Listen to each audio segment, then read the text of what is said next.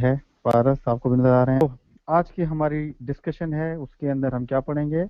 Today we will discuss neo Marxism. In neo-Marxism, we will particularly discuss Vladimir Lenin. Vladimir Lenin. He is the Marxist thinker, political thinker. He is not a political philosopher. He is a political thinker.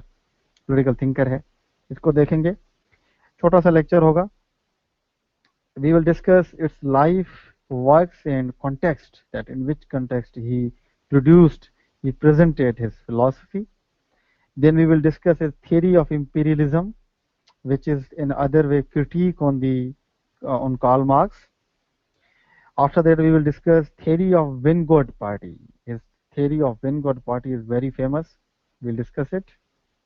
Then we will discuss democratic centralism. It is the part of Vanguard Party, although, but we will discuss it. This what is democratic centralism and how Marxists view it. And we will shortly discuss the causes of Russian Revolution. And lastly, we will make a critical analysis on Vladimir Lenin, its strength and weaknesses, also its practical जो relevance है उसको हम discuss करेंगे आज के इस lecture के अंदर।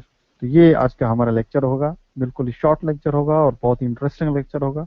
इसको देखेंगे और इसी के साथ ही हमारी वेस्टर्न फिलॉसफी का पोर्शन पूरा हो जाएगा और हम कल से इंशाल्लाह मुस्लिम फिलॉसफी के ऊपर आ जाएंगे। सो आइए पढ़ते हैं कार्ल मार्क्स, लेनिन। बट उससे पहले Karl Marx is very important to understand, क्योंकि कल जब हम कार्ल मार्क्स की को डिस्कस कर रहे थे तो हमने कार्ल मार्क्स को पढ़ा कि कैसे उसने कम्युनिस्ट सोसाइटी को बिल्ड करने की बात की, उसने कैपिटलिस्ट सोसाइटी की बात की, एलिनेशन की बात की, सरप्लस वैल्यू की बात की कि कैसे कैपिटलिस्ट सिस्टम वर्क करता है और उसमें कैसे जो वर्किंग क्लास है उसको एक्सप्लॉइट किया जाता है।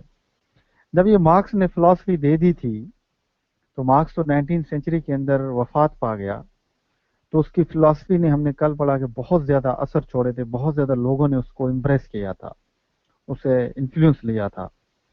तो मार्क्स के बाद जो था, जो मार्क्सिस्ट थे, यानी कि those people who convinced from the Marx, who accepted Marx, who followed Marx, they are called the Marxists. तो वो लोग जो मार्क्सिस्ट यानी कार्ल मार्क्स के आइडियाज को फॉलो करते थे, मार्क्सिस्ट थे, they were divided into two camps. उनमें दो कैंप्स बन गए, दो हिस्सों में डिवाइड हो गए। वो लोग मानने वाले उसको दो हिस्सों में डिवाइड हो गए। ठीक है, दो हिस्सों में डिवाइड हो गए मार्क्सिस्ट जो थे। आज भी दो हिस्सों में डिवाइडेड हैं, तो दो हिस्सों में डिवाइडेड हो गए। एक जो मार्क्स का कैंप था उसे कहा गया ऑर्थोडॉक्स मार्क्सिस्ट। ऑर्थोडॉक्स मार्क्सिस्ट, ठीक है, ऑर्थोडॉक्स। तो ऑर्थोडॉक्स का मतलब है पुरानी चीजों पर यकीन जो रखते हैं, ठीक है, उसको कहते हैं। तो ये ऑर्थोडॉक्स थे। दूसरे बने रिविजनिस्ट मार्क्सिस्ट बने, रिविजनिस्ट मार्क्सिस्ट, रिविजनिस्ट, ठीक है, रिविजनिस्ट मार्क्सिस्ट। तो ये ऑर्थोडॉक्स मार्क्सिस्ट कौन थे? They believed in the original theory of marks. ये मार्क्स की ओरिजिनल थ्योरी पे बिलीव रखने वाले लोग थे। ये कह रहे थे कि जैसे मार्क्स ने कहा है उसी तरीके से चीजें होनी चाहिए, हमें उसके अंदर कुछ भी चीज ऐड करने की जरूरत नहीं है। We can not add anything in the original philosophy of Karl Marx. वो कहते हैं वो जैसे मार्क्स कह के गया है, जितना टाइम लगेगा, जिस तरीके से क्लास कॉन्शियसनेस आएगी, उसी हिसाब से चीजें चलनी होंगी। कैसे कि revolution will occur in due course of time, क्योंकि मार्क्स ने कहा था कि ये एक प्रोसेस चलेगा, एक तारीखी प्रोसेस है, एक हिस्टोरिकल प्रोसेस है, ये इसका अपना एक वक्त होगा, उस वक्त पे ये खत्म होगा और कोलैप्स कर जाएगा कैपिटलिस्ट सिस्टम। अपने ही रिसेशन, डिप्रेशन से कॉन्शियसनेस आ जाएगी मजदूरों में, वर्किंग क्लास में, और वो जो है प्रोलेटेरियन रेवोल्यूशन लेके आएंगे और स्टेट विदर अवे हो जाएगी और वो कम्युनिस्ट सोसाइटी बना लेंगे। तो वो कह रहे थे जैसे मार्क्स कह के गया है उसको उसी तरीके से फॉलो करना चाहिए। वो लोग बिलीव रख रहे थे, जो ऑर्थोडॉक्स मार्क्स है। इसके मुखालफत में रिविजनिस्ट मार्क्स आए, जो इनके बिल्कुल ही मुखालिफ में थे ऑर्थोडॉक्स के। आल्दो दे ये भी मार्क्सिस्ट थे, काफी चीजें इन्होंने मार्क्सिस्ट से ली थी, बट ये थोड़े उसके आइडियाज को मॉडिफाई करने पे यकीन रखते थे, जो रिविजनिस्ट मार्क्सिस्ट थे।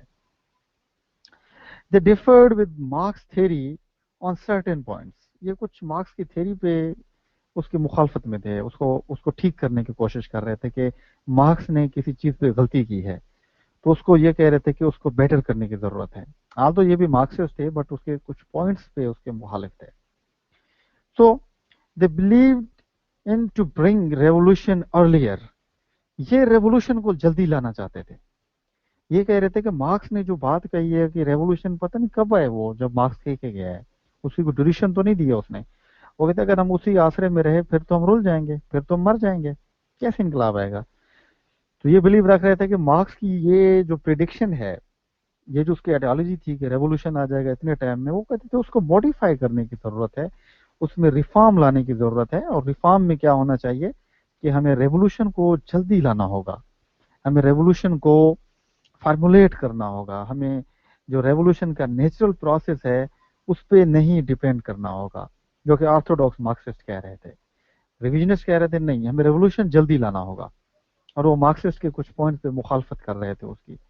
और ये जो थे ये बिल्कुल मार्क्स, कार्ल मार्क्स को मनोवन मान रहे थे, और ये जैसे मार्क्स कह के गया था ये उसी पे बिलीव रख रहे थे। और ये जो थे उसकी मुखालफत में थे कुछ पॉइंट्स के ऊपर, और कह रहे थे कि उसको और ज्यादा अच्छा होना चाहिए, कुछ चीजें मार्क्स ने गलती की उनको ठीक होना चाहिए। और जो रेवोल्यूशन है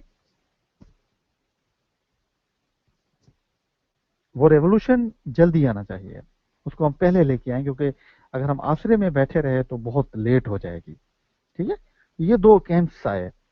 और जो लेनिन जिसको हम पढ़ेंगे, व्लादिमीर लेनिन जिसको पढ़ेंगे, वो इस रिविजनिस्ट कैंप में से था। He was from the revisionist camp, revisionist camp में से था।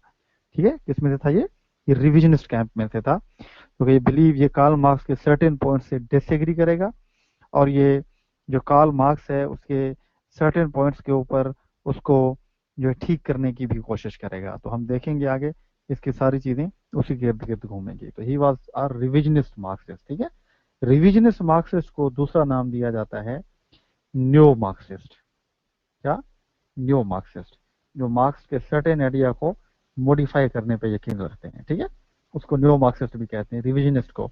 ओरिजिनली न्यो मार्क्सिस्ट कौन से हैं इनको अभी हम डिस्कस करते हैं। ठीक है, तो आई होप यहाँ तक क्लियर हो गया होगा आप लोगों को कि मार्क्स के बाद मार्क्स के जो फॉलोअर्स थे वो दो पार्ट्स में डिवाइड हो गए थे, एक ऑर्थोडॉक्स रिविजनिस्ट, और रिविजनिस्ट जो थे वो मार्क्स के सर्टेन पॉइंट्स की मुखालफत कर रहे थे और उसको रिफॉर्म करने की कोशिश कर रहे थे। उनको न्यो मार्क्सिस्ट भी कहा गया, और लेनिन भी उसी में से ही थे। अभी आ जाए कि न्यो मार्क्सिस्ट क्या होते हैं। ठीक है, न्यो मार्क्सिस्ट कौन है? न्यो मार्क्सिज्म जो है it is a variant of Marxism. ये वेरिएंट है मार्क्सिज्म, यानी ये है मार्क्सिज्म ही, उसका एक वेरिएंट है, उसका एक एडवांस फॉर्म है। ठीक है, एडवांस फॉर्म है उसका, ये नो मार्क्सिज्म है। तो ये नो मार्क्सिज्म है क्या? It believes in implementing, studying, explaining and researching class struggle and materialism on international level, यानी इंटरनेशनल रिलेशंस के अंदर जो है, जो मार्क्सिज्म को इंटरनेशनल लेवल पे स्टडी करने की जो बात करते हैं कि मार्क्स इंटरनेशनल लेवल पे कैसे एप्लीकेबल है, उनको न्यो मार्क्सिस्ट कहा जाता है।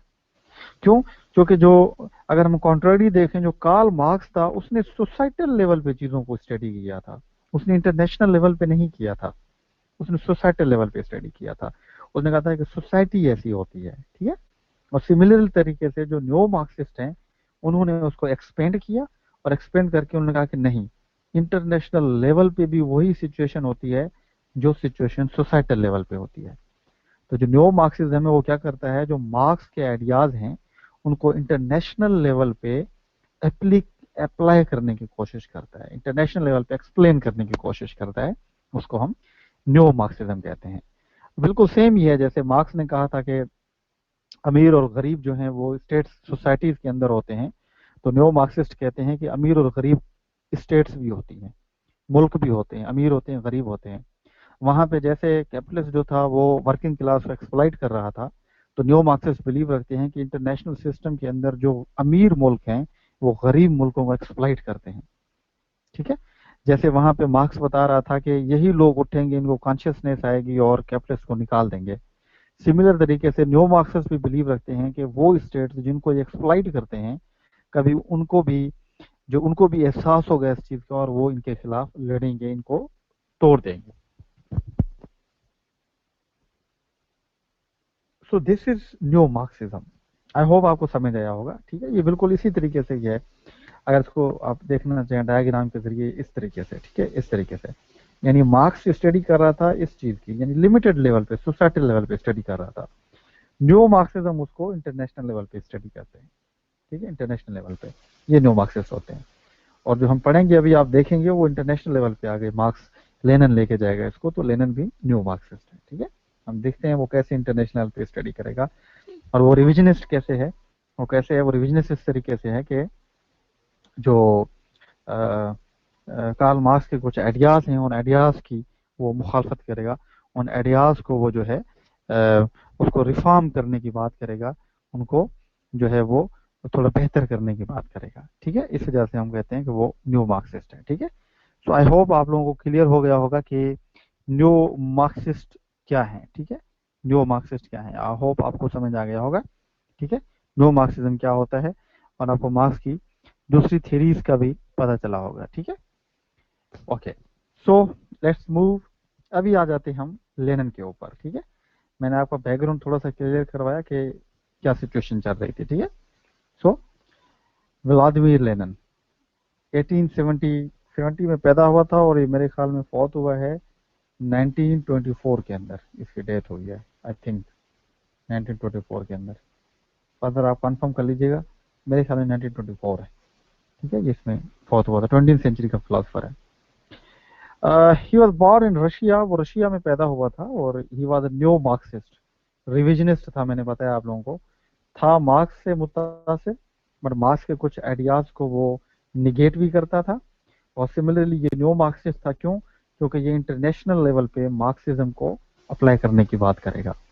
ठीक है, ये यूएसएसआर जब यूनियन ऑफ सोशलिस्ट रिपब्लिक बना था 1917 में रशिया, तो उसका जो प्रीमियर बना, यानी जिसे हम प्राइम मिनिस्टर कहते हैं, प्रेसिडेंट कहें, वो भी ये रहा था 17 टू 24 तक, यानी 7 साल ये यूएसएसआर का प्रीमियर रहा है, उसका हेड रहा है। And he is also called the father of Russian revolution. Russian revolution जैसे दूसरा नाम बुल्शेविक रेवोल्यूशन भी कहते हैं, बुल्शेविक रेवोल्यूशन भी कहते हैं, ये उसका फादर इसे कहा जाता है। ठीक है, जो 1917 के अंदर आता है। एमसीक्यूज आता है कि रशियन रेवोल्यूशन या बुल्शेविक रेवोल्यूशन कब आया था, 1917 के अंदर था, और इसे कौन लेके आया था, इसे जो है वो लेनिन लेके आया था। ठीक है, लेनिन की उसके अंदर आया था। ठीक है, तो ये उसकी थोड़ी सी लाइफ थी। एंड उसके वक्त की जब हम बात करते हैं तो 3 बड़ी मशहूर बुक्स हैं उसकी। ठीक है, एक पहला है व्हाट टू बी डन। ठीक है, इसको हम डिस्कस करेंगे, जिसमें वो थ्योरी ऑफ अपनी देगा वैनगॉर्ड की और डेमोक्रेटिक सेंट्रलिज्म की, वो इस बुक में बात करेगा। दूसरी उस बुक का नाम है capitalism the highest stage of imperialism. ठीक है, वो दूसरी बुक लिखता है capitalism the highest stage of imperialism. इस बुक को भी हम डिस्कस करेंगे, इसकी थ्योरी ऑफ इंपीरियलिज्म के ऊपर। तीसरी इसकी बुक है स्टेट ऑफ रेवोल्यूशन। ठीक है, ये 3 बुक्स हैं जो उसने बड़ी मशहूर लिखी थी, और इन तीनों में से ये बुक्स उसकी बहुत बड़ी मशहूर हैं, what to be done and capitalism the highest stage of imperialism.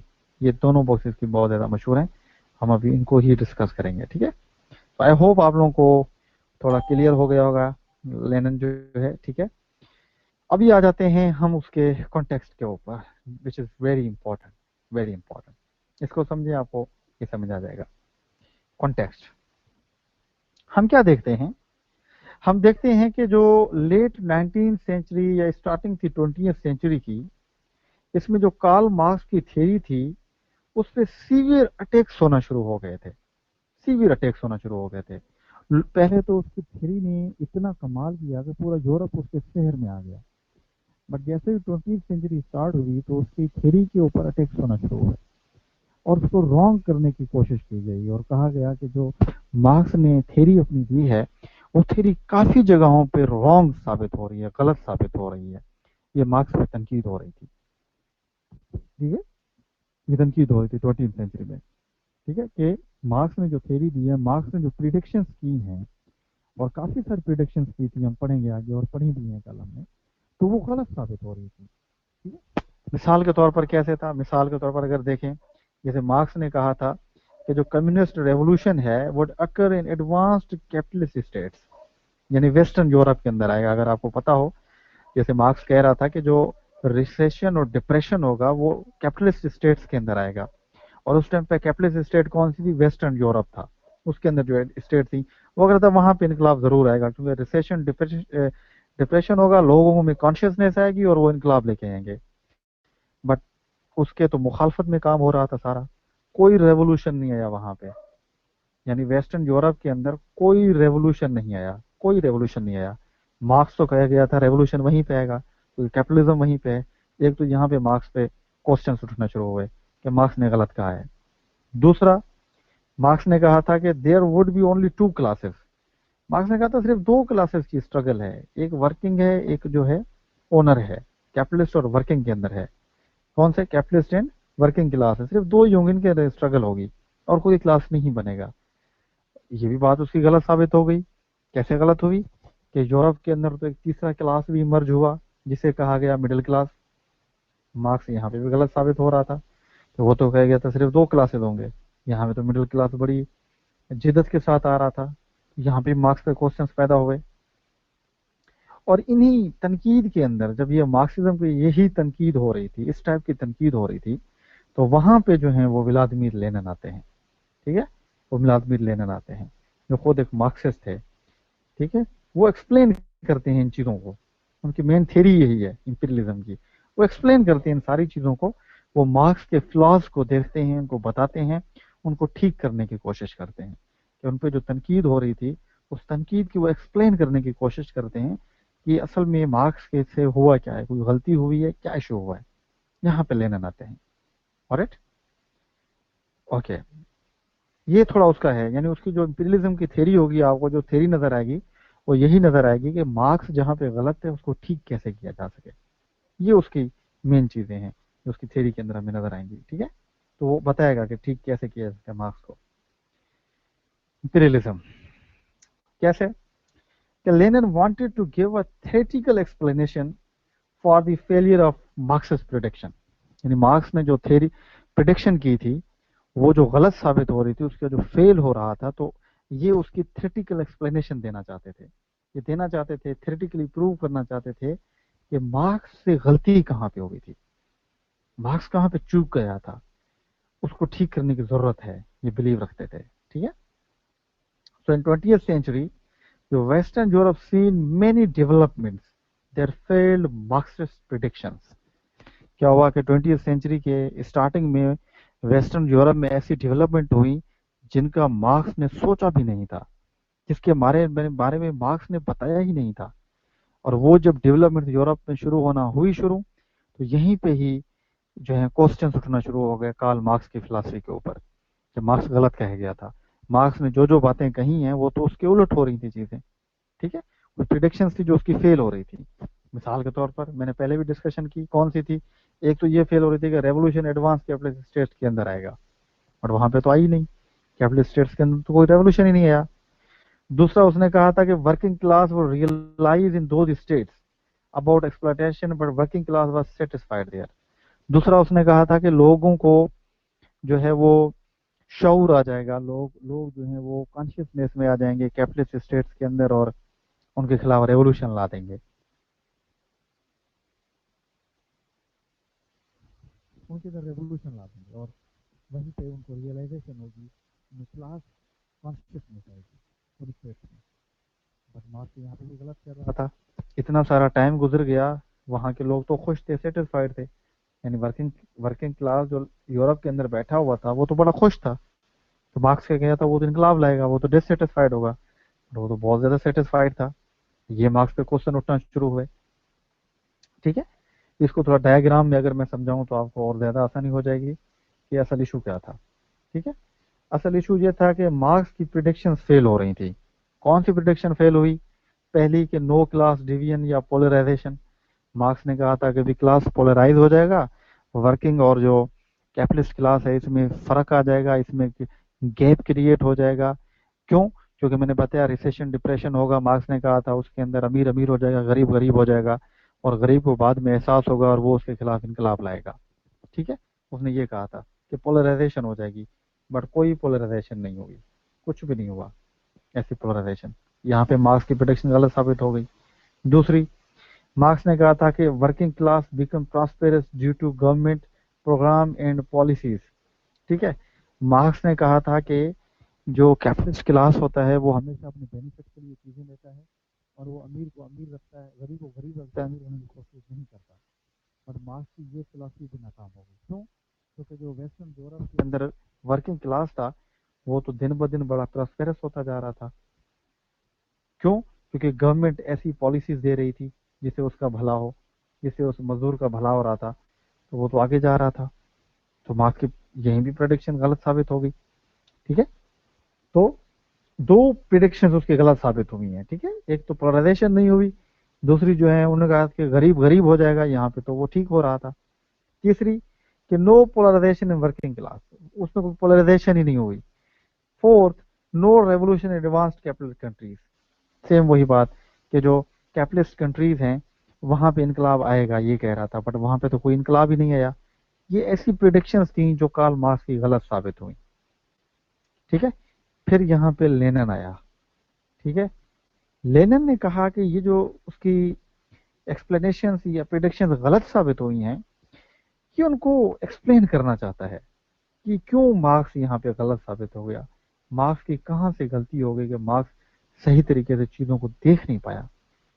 ठीक है, ये उनको एक्सप्लेन करने की कोशिश कर रहा था कि why Marx prediction failed, Marx की प्रिडिक्शन क्यों फेल हो गई, लेनिन उसको एक्सप्लेन करना चाहता था।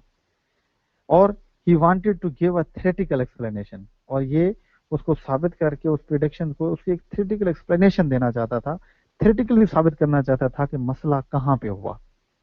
और उसी थ्योरेटिकल एक्सप्लेनेशन को देने के लिए उसने अपनी एक थ्योरेटिकल एक्सप्लेनेशन दी, या अपनी थ्योरी दी, जिस थ्योरी को कहा जाता है theory of imperialism. Theory of imperialism कहा जाता है। ये बेसिकली क्या है, ये क्या है, ये जो है ये एक थ्योरेटिकल एक्सप्लेनेशन है किसकी, लेनिन की, किसके बारे में, मार्क्स की गलत प्रिडिक्शंस के बारे में। और क्या थी वो गलत प्रिडिक्शन? वो ये थी, मैंने बताई आपको, जो वेस्टर्न यूरोप में चीजें हो रही थी सारी, इनके बारे में, इनके बारे में वो प्रिडिक्शंस देना चाहता था। ठीक है, और जो मार्क्स के खिलाफ, और वो दी उन्होंने, और किस तरीके से दी, थ्योरी ऑफ इंपीरियलिज्म से जरिए दी। तो आई होप आपको ये समझ आई होगी कि अभी उसकी थ्योरी ऑफ इंपीरियलिज्म क्या है। ठीक है, थ्योरी ऑफ इंपीरियलिज्म क्या है उसकी, वो बेसिकली एक्सप्लेनेशन है, थ्योरेटिकल एक्सप्लेनेशन है मार्क्स की फेल्ड प्रिडिक्शंस के बारे में जो फेल्ड हुई थी, और इनको एक्सप्लेन करेगा, ये उसके सॉल्यूशंस बताएगा कि मार्क्स की गलती कहाँ पे हुई है। Got it? So I hope यहाँ तक क्लियर होगा आपको कि इंपीरियलिज्म की थ्योरी क्यों दे रहा है वो। ठीक है, इस तक। अभी आ जाते हैं इंपीरियलिज्म के ऊपर के इंपीरियलिज्म बताते खुद क्या चीज है। ठीक है, जिसकी बात होगी।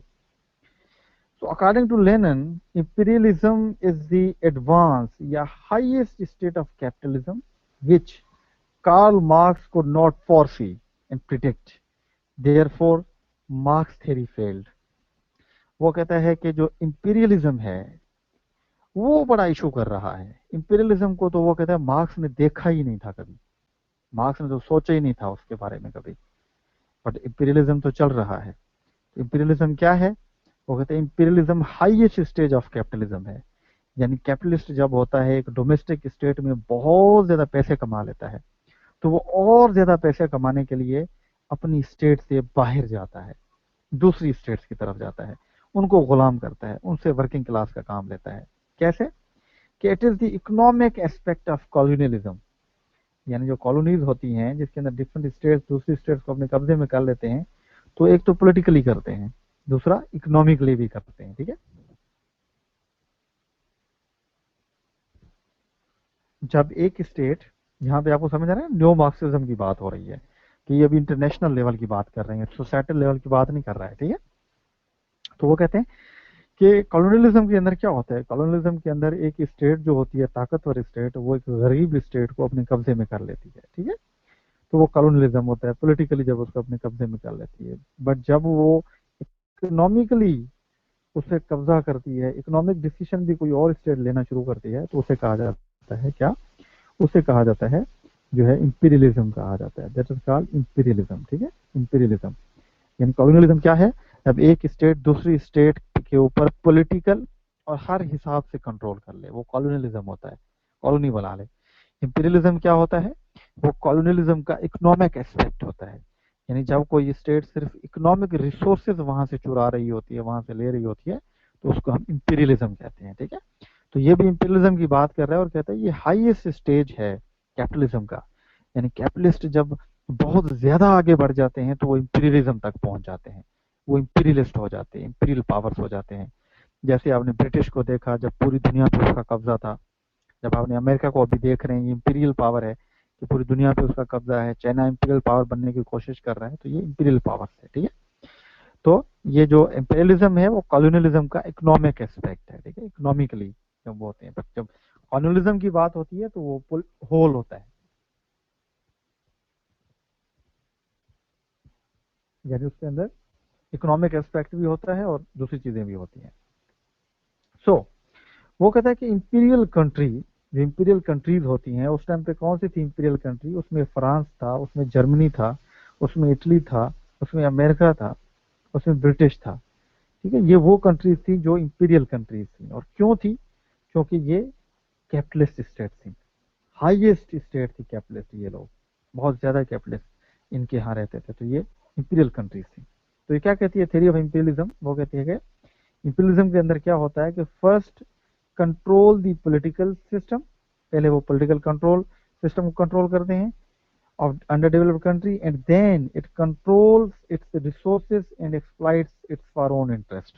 तो इंपीरियलिज्म क्या होता है, इंपीरियलिज्म का मतलब होता है कि जब कोई भी इंपीरियल कंट्री पहले किसी गरीब कंट्री के पॉलिटिकल सिस्टम को कंट्रोल में लाती है और बाद में क्या करती है, बाद में उसके रिसोर्सेज को अपने कंट्रोल में लाती है और फिर उनको एक्सप्लॉइट करती है वहीं पे अपने इंटरेस्ट के लिए, उसे कहते हैं imperialism. That is called imperialism. ठीक है, आजकल जैसे अमेरिका को भी इंपीरियलिस्ट स्टेट कहा जाता है। ठीक है, क्यों, क्योंकि ये जो है इकोनॉमिक, जैसे अफगानिस्तान से ये ले रही है सारी चीजें, करेक्ट। तो ये क्या होता है, इंपीरियलिज्म होता है। ठीक है, यानी किसी भी गरीब मुल्क के पॉलिटिकल सिस्टम पे कंट्रोल कर लें और फिर क्या करें, फिर आहिस्ते आहिस्ते उसकी रिसोर्सेज को एक्सप्लॉइट करें अपने इंटरेस्ट के लिए और वो भी सारे चुरा लें उससे, उसको इंपीरियलिज्म कहा जाता है। ठीक है, दैट्स इंपीरियलिज्म। तो इसके नजदीक क्या चीज थी, जो लेनिन था वो क्या कह रहा था basically, according to Lenin, capitalist class can not be limited to domestic system. वही न्यू मार्क्सिज्म वाली बात हो रही है। वो कहते हैं कैपिटलिस्ट सिस्टम जो है, क्लास जो है, वो सिर्फ डोमेस्टिक सिस्टम तक महदूद नहीं है, उसको हम डोमेस्टिक सिस्टम तक महदूद नहीं रख सकते कि वो सिर्फ विद इन स्टेट जो है वो अपने पैसे कमाएगी और रखेगी, नो, बट आल्सो एक्सपेंड्स, वो बाहर भी जाती है टू अदर कंट्रीज, दूसरी कंट्रीज में।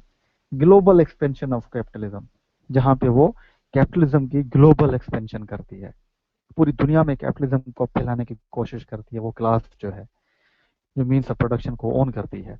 ये सिर्फ ऐसा नहीं है कि एक सोसाइटी के अंदर होती है, ये पूरी दुनिया के अंदर भी जा सकती है ये। ठीक है, ये जो कैपिटलिस्ट क्लास है, ये इतनी वो कहता है खतरनाक है। ठीक है, इंपीरियलिज्म की थ्योरी के अंदर।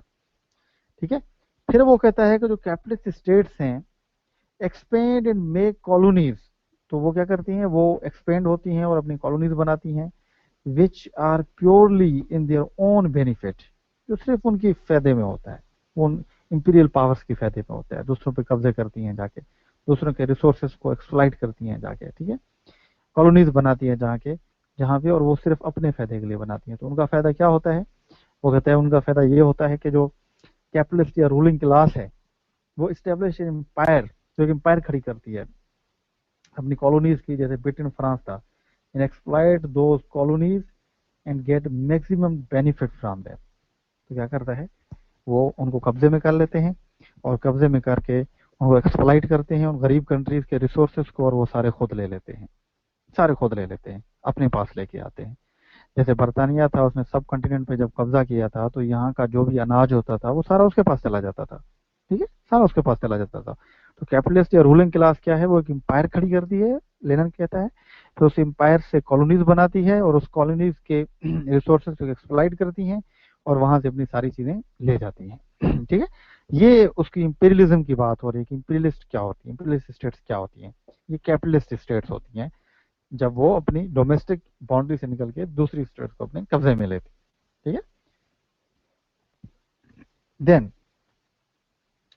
The people of those colonies, वो जो कॉलोनीज के लोग होते हैं जिनसे ये रिसोर्स लूट रही होती हैं, बिकम न्यू प्रोलेटेरिएट या working class for imperial capitalist.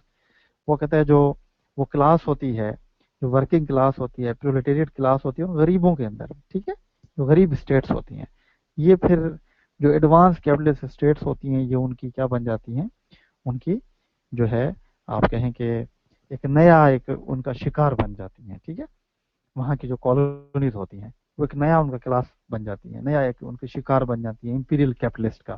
फिर उनको एक और क्लास मिल जाती है गरीब स्टेट से जिनको वो एक्सप्लॉइट करती है। पहले तो वो डोमेस्टिक हिसाब से एक्सप्लॉइट कर रही थी ना लोगों को, अभी वो इंटरनेशनल लेवल पे भी ऐसे ही एक्सप्लॉइट कर रही है, ठीक है, ऐसे एक्सप्लॉइट करती है कैपिटलिस्ट स्टेट।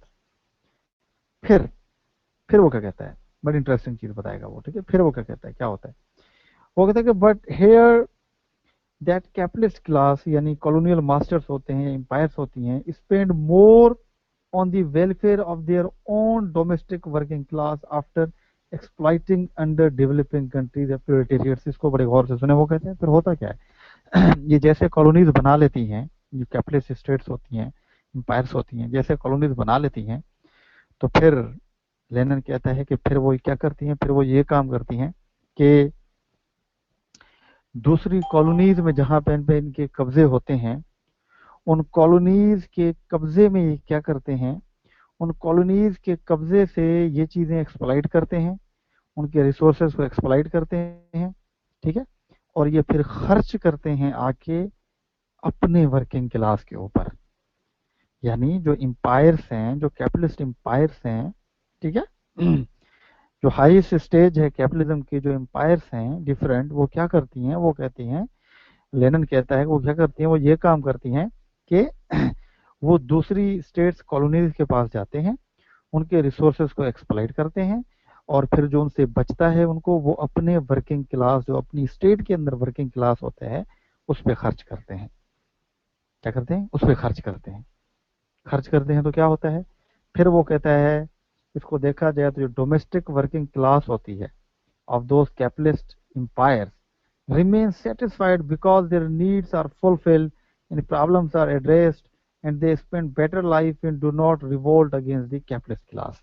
वो कहते हैं फिर क्या होता है, वो कहते हैं फिर ये होता है कि वो स्टेट्स बाहर जाती हैं, अपनी कॉलोनीज को एक्सप्लॉइट करती हैं, वहाँ के रिसोर्सेज लेती हैं, और वो आके अपनी ही कंट्री के लोगों पे ऊपर खर्च करती हैं।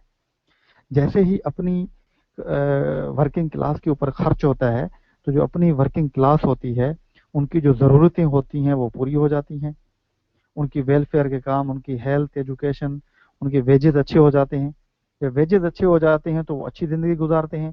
जब अच्छी ज़िंदगी गुजारते हैं तो वो क्यों रिवॉल्ट करेंगे, वो तो रिवॉल्ट करेंगे ही नहीं। रिवॉल्ट तो तब करें जब उनको भूख बदहाली हो। तो उस भूख बदहाली का इलाज कैसे ढूंढना है कैपिटलिस्ट ने, तो लेनिन कहता है सिंपल सा इलाज है, वो अपने मुल्क से बाहर निकले हैं, दूसरी स्टेट्स को कॉलोनीज बनाए हैं, उन कॉलोनीज के रिसोर्सेज लिए हैं, रिसोर्सेज लेके अपनी वर्किंग क्लास के ऊपर खर्च कर रहे हैं, उनको एक्सप्लॉइट भी कर रहे हैं वर्किंग क्लास को अपनी को ही, और ये खर्च भी उसी के ऊपर कर रहे हैं। वो कहता है इस वजह से वहाँ के लोग सेटिस्फाइड हैं, और सेटिस्फाइड हैं तो वो इनकलाब रिवोल्ट लाने की बात ही नहीं करते हैं। ये बात कह रहा है लेनिन, और यहाँ पे वो कह रहा है कि यहाँ से गलती हुई है मार्क्स से। कार्ल मार्क्स ने इस चीज को नहीं देखा है, मार्क्स ने ये नहीं देखा है ये जो कैपिटलिस्ट हैं ये कितने हद तक जा सकते हैं। उसने सिर्फ डोमेस्टिक लेवल पे एनालिसिस किया है, बट इंटरनेशनल लेवल पे ये चीजें ऐसी होती हैं अकॉर्डिंग टू लेनिन, ठीक है, इस तरीके से होती हैं कि वो दूसरों के, देखें ना, इसका सिंपल मिसाल ले लें। जब ब्रिटिश यहाँ पे होता था तो हमारी जो कपास होती थी सब कॉन्टिनेंट में, जो पाकिस्तान में, पंजाब में, वो क्या करती थी, उसने रेलवे ट्रैक्स बनवाए, स्पेशल रेलवे ट्रैक्स बनवाए उन्होंने। रेलवे ट्रैक्स बनवा क्या किया उन्होंने, वो जो भी कपास बनती थी वो रेलवे ट्रैक्स पे लेते थे, वो सीधा बर्मिंघम ले जाते थे, और वहां पे अपने लोगों को सस्ते तादाद में वो चीजें प्रोवाइड करते थे। जब उनको चीजें साफ सुथरी मिलती थी, सही मिलती थी, तो वहाँ का वर्कर भी खुश होता था वहां पे, और यहाँ के लोग परेशान। और सिमिलरली ये जो बैराज सिस्टम बनाया है बड़े कमाल का ब्रिटिश ने, ये कोई उनकी हमदर्दी थी हमारे साथ? मार्क्सिस्ट, न्यो मार्क्सिस्ट कहते हैं कोई हमदर्दी नहीं थी। एक्चुअली उनको यहाँ के रिसोर्सेज को एक्सप्लॉइट करना था। क्यों करना था? क्योंकि यही चीजें वो थोड़ी ले जाते अपनी स्टेट्स में, फ्री में मिलती उनको, और वो वहाँ पे अपने वर्किंग क्लास को सेटिस्फाइड कर लेते हल्की फुल्का उनको वेजेस देके, ठीक है, ये चीज वो कहते हैं मार्क्स ने नहीं देखी थी, और बाकी नहीं देखी थी, हमने मार्क्स पढ़ा है, यहाँ पे ये जो मार्क्स ने देखी नहीं, ऐसा भी होगा कभी। ठीक है, ये न्यू मार्क्सिस्ट कह रहे हैं कि ऐसा होगा, ऐसा यही हो रहा है अभी। ठीक है, फिर वो कहते हैं कि this is a reason that revolution is not occurring in advanced capitalist countries. इसी का जवाब उसने दिया कि यही तो रीजन है कि जो एडवांस्ड कैपिटलिस्ट कंट्रीज हैं वहां पे कोई रेवोल्यूशन नहीं आ रहा है प्रोलेटेरिएट्स का, वर्किंग क्लास का। क्यों है? क्योंकि वो तो सेटिस्फाइड हैं। क्यों सेटिस्फाइड हैं? क्योंकि उनके ऊपर हुकूमत खर्च कर रही है। कहाँ से खर्च कर रही है? कॉलोनीज को, रिसोर्सेज को एक्सप्लॉइट करके उनके ऊपर खर्च कर रही है। खर्च कर रही है तो वो क्यों इनकलाब लाएंगे, क्यों रिवॉल्ट करेंगे? उनकी सारी जरूरतें पूरी हो रही हैं। तो वो कहते हैं ये चीज मार्क्स ने नहीं देखी थी, इसको मार्क्स ने नहीं देखा था, मार्क्स यहाँ पे गलती कर गया था, और ये उसको एक्सप्लेन कर रहा है। आई होप आप उसको थ्योरी ऑफ इम्पेरियलिज्म सेंस बना रही होगी आपके लिए। ठीक है, तो फिर क्या होता है? वो कहते हैं फिर ये हुआ कि more over according to Lenin, revolution will occur within those empires because they will contradict on colonies. Marks ने फिर एक और चीज दी कि ये फिर कैपिटलिस्ट सिस्टम टूटेगा कैसे, अकॉर्डिंग टू लेनिन। मार्क्स ने तो कह दिया था ना कि रेवोल्यूशन होगा, ये सारी चीजें होंगी, टूट जाएगा। तो लेनिन कहता है फिर ये रेवोल्यूशन कैसे आएगा इन कंट्रीज के अंदर? इन कंट्रीज के अंदर रेवोल्यूशन कैसे आएगा? या हाईएस्ट हैं जो इंपायर्स हैं, इनके अंदर कैसे आएगा? तो कहते हैं इनके अंदर भी रेवोल्यूशन आएगा, इनके अंदर भी कंट्राडिक्शंस होंगे। किस बेस पे होंगे? अपने साथ ही होंगे। कैसे होंगे? कॉलोनीज के ऊपर, वो कहता है। क्योंकि ये लोग अपनी एक्सपेंशन बढ़ा रहे हैं, एक कंट्री एक्सपेंशन बढ़ाएगा, फिर दूसरी बढ़ाएगी, फिर तीसरी चौथी बढ़ाएगी, ये आपस में लड़ेंगे। जो कैपिटलिस्ट स्टेट्स हैं ये आपस में इनका बेड़ा गर्क होगा, और इसी तरीके से जब वो आपस में लड़ेंगे तो उनके अंडर में जो गरीब स्टेट्स हैं वो आज़ादी ले लेंगी। ये बात बता रहा था लेनिन कि वो एम्पायर्स जो हैं, जो बड़ी स्टेट्स हैं, यूरोपियन वेस्टर्न यूरोपियन स्टेट्स हैं, उनकी एम्पायर्स हैं, तो एम्पायर्स में वो खुद में ही कंट्राडिक्ट करेंगे एक दूसरे के साथ। ठीक है, खुद ही। कैसे करेंगी? कैसे करेंगे वो? कॉलोनीज के ऊपर। वो चाहेगी मेरी ज्यादा कॉलोनी हो, जो कहेंगे मेरी ज्यादा कॉलोनी हो। वर्ल्ड war II मिसाल है इसका, बहुत बड़ा मिसाल है। जर्मनी चाहता था मेरी ज्यादा कॉलोनीज हो, ब्रिटिश चाहता था मेरी हो, और आपस में लड़ाई हो गई इनकी। ठीक है, कंट्राडिक्शन हो गई। वो कहते हैं इस तरीके से चीजें खत्म हो गई। फिर वो कहता है बट मार्क्स को नॉट सी और प्रिडिक्टेड। ये चीजें मार्क्स नहीं देख सका था, वो कहता है। नो, मार्क्स नहीं देख सका वो, इंटरनेशनल लेवल पे मार्क्स गया ही नहीं, वो कहता है। सो लेनिन प्रोवाइडेड थ्योरेटिकल एक्सप्लेनेशन, और लेनिन ने ये थ्योरेटिकल एक्सप्लेनेशन प्रोवाइड की इस सारी चीजों की, क्योंकि आज भी इंटरनेशनल रिलेशंस में पढ़ाई जाती है। ठीक है, कि जो एडवांस कैपिटलिस्ट स्टेट्स हैं वहां पे इनकलाब क्यों नहीं आता है वर्किंग क्लास का, प्रोलेटेरिएट्स का। तो लेनिन ने उसकी एक्सप्लेनेशन दी कि वो इस वजह से नहीं आता कि वहाँ के लोग खुश हैं, सेटिस्फाइड हैं। वहाँ का वर्किंग क्लास वो क्यों रिवोल्ट करेगा? तो क्यों खुश हैं? वो इस वजह से हैं क्योंकि अभी कैपिटलिस्ट ने तरीका चेंज किया है। अभी वो कॉलोनीज को अपने कब्जे में लेता है, और उनसे जो भी रिसोर्सेज मिलते हैं वो फ्री में जाके अपनी स्टेट्स में खर्च करता है, और लोगों को सेटिस्फाइड रखता है, उनको एक्सप्लॉइट भी कर रहा होता है। ये एक्सप्लेनेशन दी थी लेनिन ने कार्ल मार्क्स के खिलाफ, और ये चीज़ आपको मार्क्स में नहीं मिली होगी। इंटरनेशनल लेवल पे इसने बात की, इस वजह से इसे कहा जाता है न्यू मार्क्सिज्म, न्यू मार्क्सिस्ट। ठीक है, न्यू मार्क्सिज्म। ये थी इसकी थ्योरी ऑफ इंपीरियलिज्म, जिसको आप लोगों ने पढ़ा, समझा, और मार्क्स पे तनकीद हुई इस मामले पे। अभी आ जाते हैं हम उसकी दूसरा कंसेप्ट है और लास्ट कंसेप्ट है, that is theory of vanguard party या डेमोक्रेटिक सेंट्रलिज्म क्या है। ठीक है, वेनगोर्ड पार्टी या डेमोक्रेटिक सेंट्रलिज्म का कंसेप्ट क्या है लेनिन का। So this idea was advanced by the Lenin. ये लेनिन की तरफ से आइडिया दिया गया था, थ्योरी ऑफ जो है इंपीरियलिज्म का, और थ्योरी ऑफ वेनगोर्ड पार्टी का, और डेमोक्रेटिक जो सेंट्रलिज्म है उसका जो आइडिया था। ठीक है, उसका जो आइडिया था वो कहता है ये किसे दिया गया था? वो कहता है ये लेनिन की तरफ से दिया गया। ठीक है, ये वेनगोर्ड पार्टी और डेमोक्रेटिक सेंट्रलिज्म का क्या मतलब था इसका, ये क्यों दिया गया है? थ्योरी ऑफ वेनगोर्ड पार्टी या डेमोक्रेटिक सेंट्रलिज्म क्या है, क्यों दिया मार्क्स ने? इट मीन्स, उसका मकसद ये था how communist political parties should be organized. ये डेमोक्रेटिक सेंट्रलिज्म या वेनगोर्ड पार्टी देने का मकसद एक ही था कि जो कम्युनिस्ट पॉलिटिकल पार्टीज हैं उनको ऑर्गेनाइज कैसे किया जाए। इनकलाब तो लाना था ना कैपिटलिस्ट के खिलाफ, तो उनको ऑर्गेनाइज कैसे किया जाए, ये बड़ा क्वेश्चन था जिसको सॉल्व कर रहा था किसने, लेनिन ने, कि जो कम्युनिस्ट पार्टी है वो कैसे ऑर्गेनाइज करना चाहिए, वो कैसे बननी चाहिए, उसके अंदर क्या क्या चीजें होनी चाहिए ताकि हम आगे चल सकें। इसलिए उसने वैनगार्ड पार्टी या डेमोक्रेटिक सेंट्रलिज्म का कंसेप्ट दिया था। क्या था उसके अंदर, और उसी के अंदर ही particularly focus the communist party of Soviet Union, CPSU, ये एक पार्टी थी जिसका वो हेड था। तो इसने ये जो कंसेप्ट दिया वो बेसिकली इस पॉलिटिकल पार्टी के ऊपर दिया, इसको कैसा होना चाहिए। ठीक है, वैनगार्ड पार्टी का कंसेप्ट या डेमोक्रेटिक सेंट्रलिज्म का। ठीक है, तो क्या था, अभी हम उसको पढ़ते हैं। यहां तक आपको ये क्लियर होना चाहिए कि ये इसलिए दिया गया क्योंकि जो है पॉलिटिकल पार्टीज को कैसे जो है ऑर्गेनाइज होना चाहिए, ये उसके बारे में एक सोल्यूशन था, एक तरीकाकार था। ठीक है, कि कैसे होना चाहिए, ये उसके बारे में कंसेप्ट दिया उसने। ठीक है, अभी देखें जो डेमोक्रेटिक सेंट्रलिज्म है उसका मतलब क्या है। ठीक है, उसका मतलब ये दो वर्ड्स हैं बेसिकली, डेमोक्रेटिक और सेंट्रलिज्म। ठीक है, सेंट्रलिज्म दो वर्ड्स है ये। क्या मतलब है इनका, पहले तो डेमोक्रेटिक कर लें, क्या होता है। इट इंक्लूडेड एवरीवन, डेमोक्रेसी में हर कोई शामिल होता है, गरीब अमीर बूढ़ा बच्चा सब शामिल होते हैं इसके अंदर। और दूसरा, इसमें मेजॉरिटी रूल और डिसीजन मेकिंग होती है। ठीक है, इसके अंदर मेजॉरिटी रूल करती है और डिसीजन मेकिंग भी मेजॉरिटी के बेसिस पे होती है डेमोक्रेसी के अंदर। ठीक है, डेमोक्रेटिक स्टेट्स के अंदर। सेंट्रलिज्म इसके कंट्ररी है। इसके अंदर क्या होता है, इसके अंदर होता है कि it includes controlled system. Centralism के अंदर कंट्रोल होता है और कंसंट्रेशन होती है पावर एक बंदे के हाथ में, एक ऑर्गेनाइजेशन के हाथ में। ठीक है, सेंट्रलिज्म कहते हैं, सेंट्रलाइज्ड पावर होता है। मतलब कि authority of decision making is controlled based on some people. कुछ लोग होते हैं या एक बंदा होता है जिसके पास सारी अथॉरिटी होती है। यहाँ पे सारे लोगों के पास अथॉरिटी होती थी। ये दोनों देखें अपोजिट चीजें हैं बट एक हैं, यानी इसमें हर कोई शामिल भी होना चाहिए, मेजॉरिटी रूल भी होना चाहिए, सब कुछ। और साथ में वो कहते हैं पर पावर सारे जो हों कंसंट्रेटेड होनी चाहिए वो किसी एक बंदे के हाथ में, एक बॉडी के बंदे के हाथ में। उसे कहते हैं डेमोक्रेटिक सेंट्रलिज्म। क्या, कि डिसाइड हर कोई करे और फैसला कौन लेगा, फैसला पॉलिटिकल पार्टी लेगी। ये डेमोक्रेटिक सेंट्रलिज्म है। ठीक है, इसको एक्सप्लेन करते हैं जरा, आपको समझ आ जाएगी अच्छे तरीके से। देखें क्या कहता है इसके अंदर, वो कहता है कि according to this doctrine conflicting opinions, opinions conflict होते हैं, and views should be freely expressed and widely discussed at all level of political party hierarchy, and central committee of party should not take them in account while taking decision।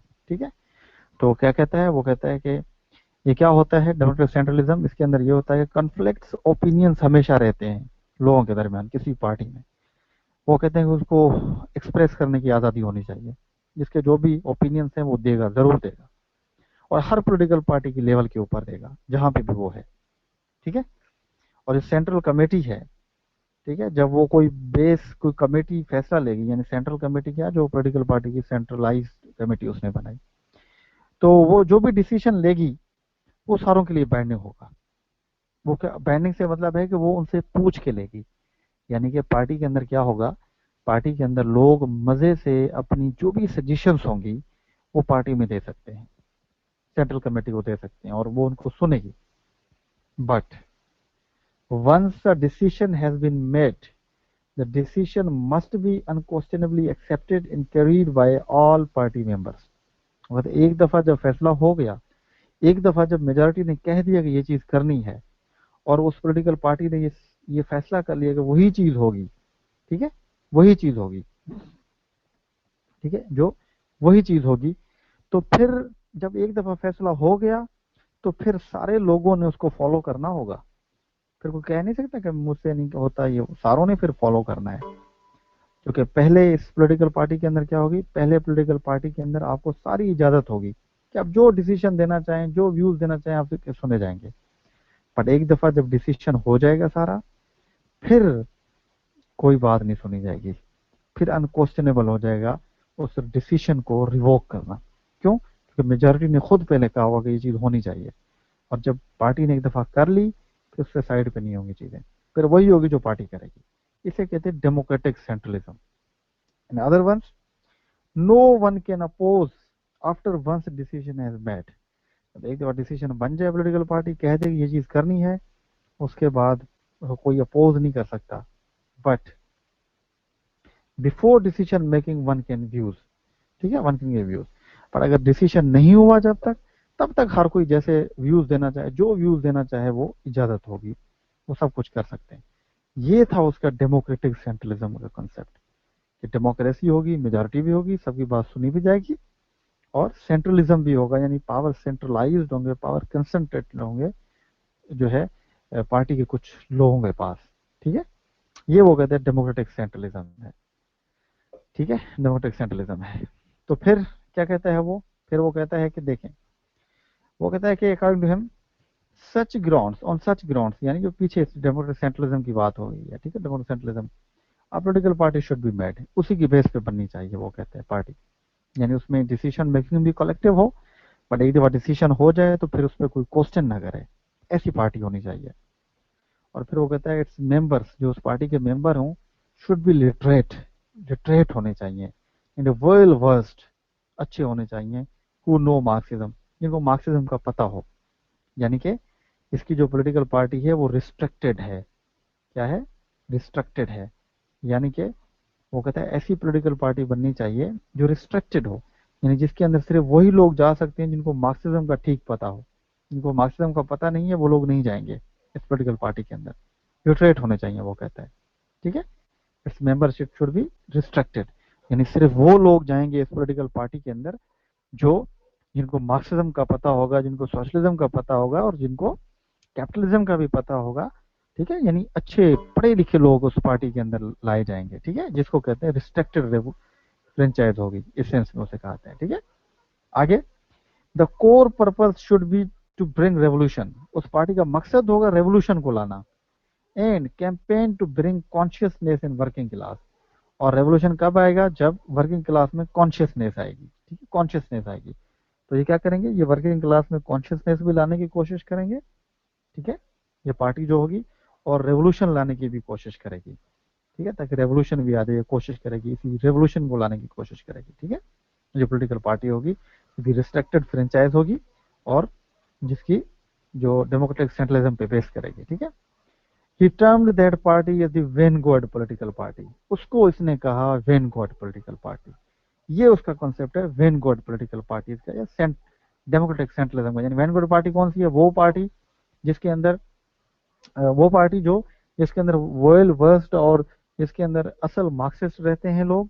ठीक है, और वो क्या करते हैं, वो डेमोक्रेटिक सेंट्रलिज्म के base पे होगी वो पॉलिटिकल पार्टी, रिस्ट्रिक्टेड फ्रेंचाइज होगी उसके अंदर. ठीक है, और उसका बेसिक मकसद होगा रेवोल्यूशन लाना और कॉन्शियसनेस लाना लोगों में. ठीक है, और ये उसको कहता है वेनगॉड पार्टी का नाम देता है कि वेनगॉड पार्टी ऐसी होगी. ठीक है, ये वेनगॉड पार्टी होगी. ठीक है, ये वेनगॉड पार्टी होगी, वो कहता है. Got it? ये उसका जो कंसेप्ट है, ये उसका वेनगॉड पार्टी का कंसेप्ट है. फिर आगे क्या कहता है? वो आगे कहता है कि देखें, वो कहता है कि ही believed that communist state cannot be established directly as directed by the Marx. इसको समझे.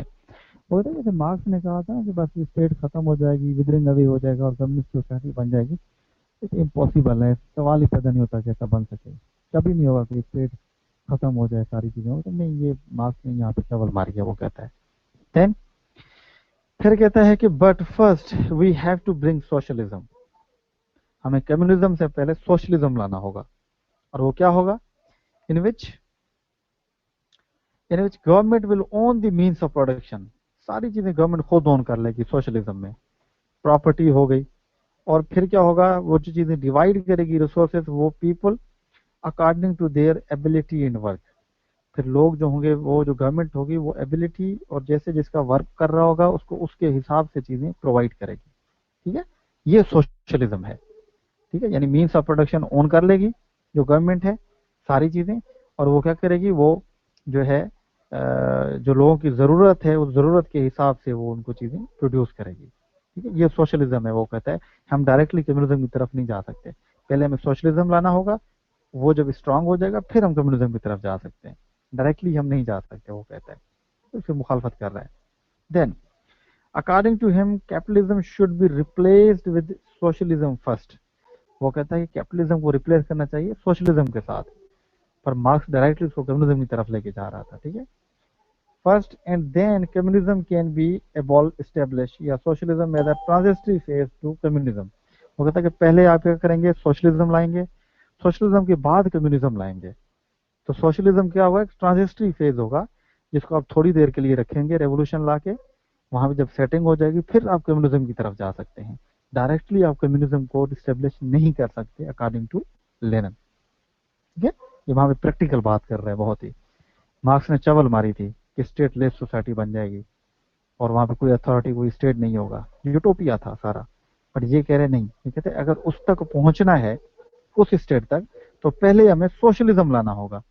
और सोशलिज्म के अंदर क्या होगा, सोशलिज्म के अंदर ये होगा कि मीन्स ऑफ प्रोडक्शन जो होगी वो गवर्नमेंट ओन कर लेगी, और गवर्नमेंट हर किसी को अपनी जो है स्किल के बेस पे, एबिलिटी के बेस पे चीजें प्रोड्यूस करेगी, जो जितना काम करेगा उसको उतना ही मिलेगा। ठीक है, ये करेगी। तो इस तरीके से क्या होगा, वो कहते हैं, वही बात कहता है कि जो कैपिटलिज्म है उसको रिप्लेस करने के लिए क्या करना होगा, रिप्लेस करने के लिए पहले सोशलिज्म लाना होगा। ठीक है, और फिर हम कम्युनिज्म की तरफ जा सकते हैं।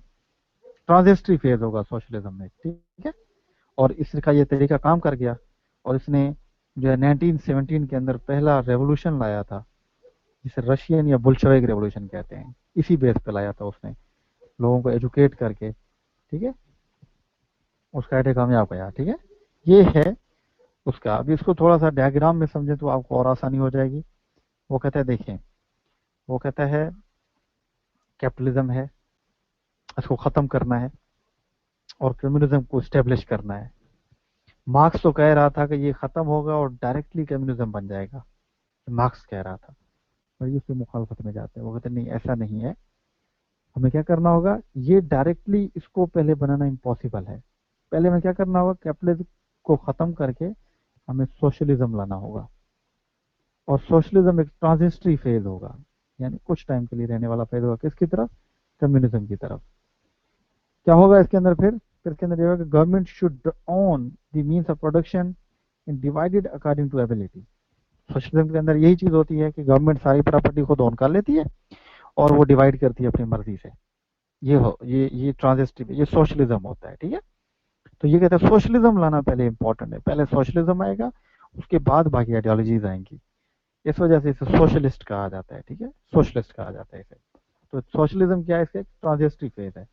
तो वो कहते हैं डायरेक्टली हम कम्युनिज्म में नहीं जा सकते, हमने पहले क्या करना होगा, हमने पहले सोशलिज्म में आना होगा, और सोशलिज्म से ही हम कम्युनिज्म का खात्मा कर सकते हैं। ठीक है, ये उसकी आइडियोलॉजी थी, जो हमने पढ़ी, जो आपने देखी, जो आपको समझ आई। आई होप कि वो कैसे मार्क्स की मुखालफत में जाता है, न्यू मार्क्सिस्ट है, रिविजनिस्ट है, अपने आइडियाज प्रोड्यूस करता है।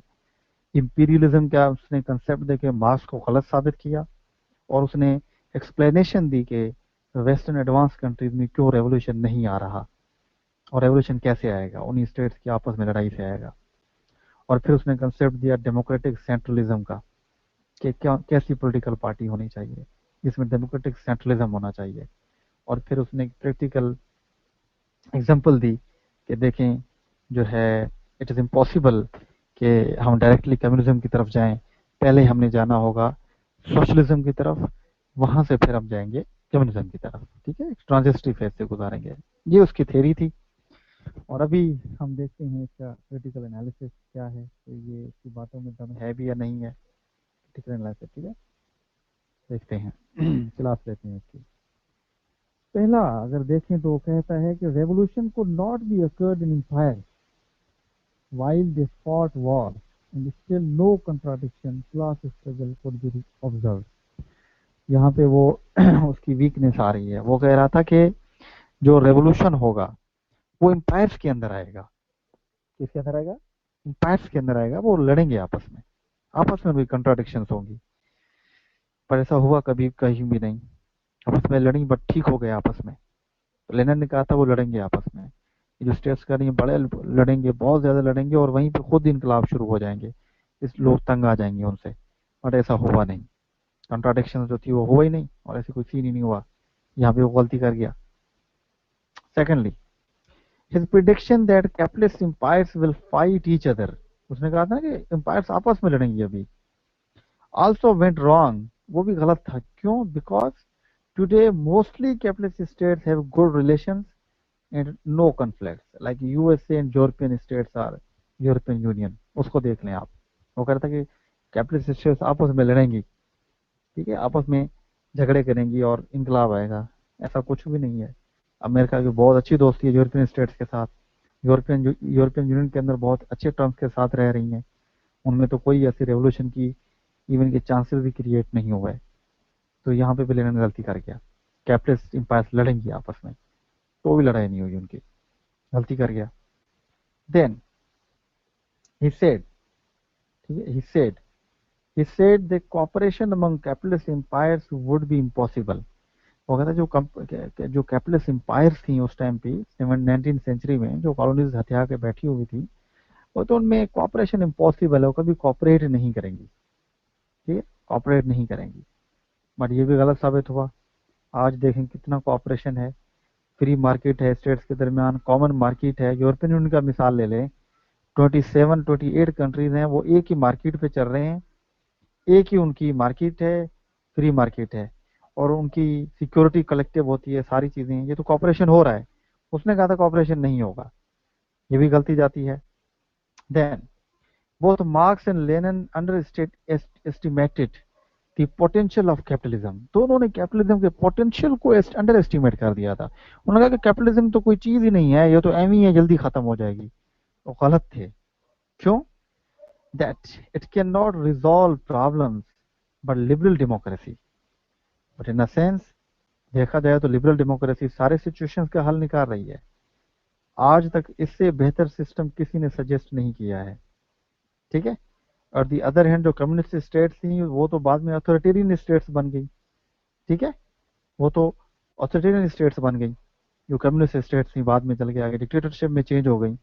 बट कैपिटलिज्म के अंदर जो लिबरल डेमोक्रेसी है वो तो सोल्यूशंस पेश करती है, उसके पास तो सोल्यूशंस हैं, तभी तो अभी तक सरवाइव कर रही है, वरना खत्म हो जाती। तो ये जो उसने अंडर एस्टिमेट किया जो है लिबरल डेमोक्रेसी को, जो कैपिटलिज्म हो गई, ये तो कोई माने ही नहीं रखते, इनको जल्दी खत्म कर दिया जाएगा, ये गलत था कहने में।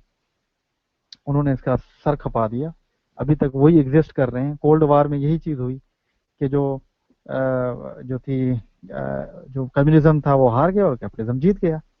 तो अगर ऐसा होता तो कैपिटलिज्म हार जाता, वो तो अभी भी एग्जिस्ट कर रहा है। तो यहाँ पे इन्होंने थोड़ा सा अंडर एस्टिमेट किया है, ठीक है, कैपिटलिज्म को, जो कि नहीं करना चाहिए था इनको। देन अगर देखें इसके जो इम्प्लीमेंटेशन के अंदर के जो लेनिन की बुक्स हैं, लेनिन की जो लेनिन लुक्स मोर प्रैक्टिकल, ये उसका बड़ा पॉजिटिव पॉइंट है।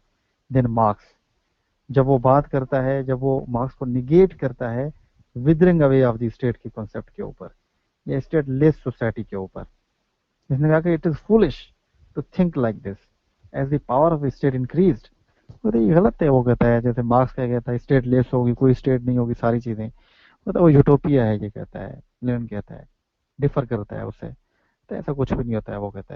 वो कहता है कोई स्टेट लेस सोसाइटी नहीं बनेगी, अगर बनी तो इंसान में तबाही आ जाएगी, वो जरूरी है, और सोचना भी फुलिश है। वो कहते हैं इससे तो कॉन्ट्रेरी स्टेट्स की पावर तो और बड़ी है ज्यादा, स्टेट खत्म तो नहीं, स्टेट्स की पावर तो बड़ी है।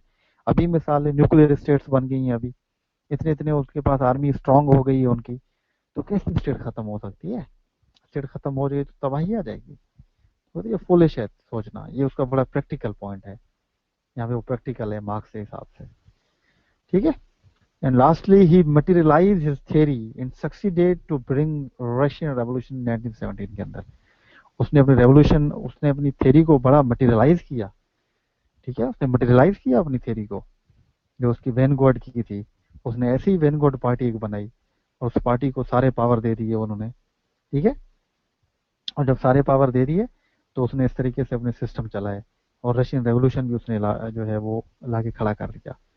तो अभी भी ये जब हम आगे पॉलिटिकल सिस्टम पढ़ेंगे तो उसके अंदर हम चाइना का पॉलिटिकल सिस्टम जब पढ़ेंगे तो उसमें कम्युनिस्ट पार्टी है वो एक ही है, उसमें उसकी रिस्ट्रिक्टेड फ्रेंचाइज है, उसमें हर कोई नहीं जा सकता, सिर्फ चंद जाएंगे लोग, कम्युनिस्ट होंगे जिनको पता होगा। ये सारे कंसेप्ट कहाँ से लिए उन्होंने? लेनिन से लिए थे उन्होंने। लेनिन ने ये कंसेप्ट दिए थे कि पार्टी होनी चाहिए, वो इतनी स्ट्रांग होनी चाहिए, अच्छी होनी चाहिए। तो आज चाइना भी इसी चीज को फॉलो कर रहा है। और जो लेनिन था, उसने भी ये आइडियाज दिए और उसको मटेरियलाइज भी करवाया, ठीक है। और वो बहुत ज्यादा प्रैक्टिकल भी था एज कम्पेयर टू मार्क्स के। इसमें यूटोपिया ज्यादा नहीं नजर आता है आपको, ठीक है, इसकी थ्योरी के अंदर। सो ये थी आपकी जो हमने देखी, जिसके अंदर हमने लेनिन को देखा कि लेनिन ने जो बातें की, कि उसकी जो थ्योरी थी बेसिकली, आप आई होप आपको समझ आई होगी उसकी थ्योरी, ठीक है। इस थ्योरी को आज हमने पढ़ा है, और अगर आपको कोई क्वेश्चन है इससे रिलेटेड तो आप मुझसे पूछें।